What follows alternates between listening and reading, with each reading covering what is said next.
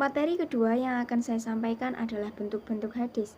Hadis merupakan segala sesuatu yang bersumber dari Nabi, baik dari perkataan, perbuatan, maupun ketetapan beliau.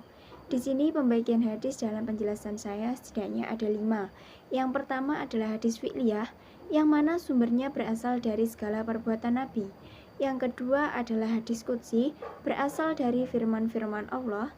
Yang ketiga hadis ahwali, yaitu hadis yang menjelaskan tentang keadaan fisik Nabi. Yang keempat adalah hadis qauli, yang bersumber dari perkataan Nabi. Yang kelima adalah hadis takriri, yang berasal dari ketetapan Nabi.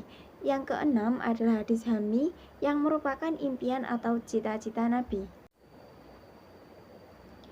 Perlu kita ketahui juga mengenai struktur hadis. Sebenarnya apa saja sih yang terkandung dalam satu hadis itu?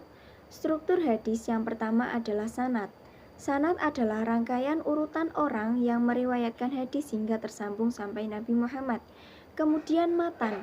Matan merupakan sabda yang telah disebutkan Nabi, yang letaknya setelah sanad. Selanjutnya adalah rawi. Rawi yaitu orang yang meriwayatkan hadis. Yang terakhir adalah mukharij. Mukharij yaitu orang yang mengeluarkan atau mengeluarkan hadis, menuliskannya dalam satu kitab tertentu. Sekarang kita juga akan mengenal perbedaan antara hadis dengan sunnah, khobar, serta atsar. Sunnah secara bahasa adalah jalan atau kebiasaan yang baik maupun yang buruk. Secara istilah, sunnah adalah segala sesuatu yang bersumber dari Nabi sebelum maupun setelah diangkat menjadi Nabi.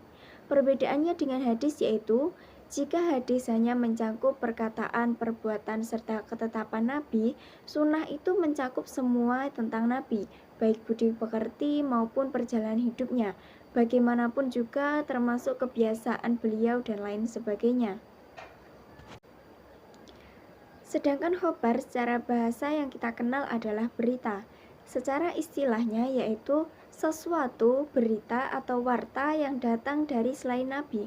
Maksudnya khobar ini adalah segala sesuatu maupun berita yang tidak hanya dari Nabi asalnya, bisa saja dari para sahabat dan juga tabi'in. Kemudian yang terakhir adalah atsar. Secara bahasa, atsar adalah berkas atau nukilan. Secara istilah, segala sesuatu yang disandarkan pada Nabi, sahabat maupun tabi'in. Kemudian atsar ini juga merupakan doa yang dinukilkan dari Nabi yang dinamai dengan doa maksur. Sekian penjelasan saya mengenai bentuk-bentuk hadis. Saya lanjutkan pada video selanjutnya, yaitu materi selanjutnya.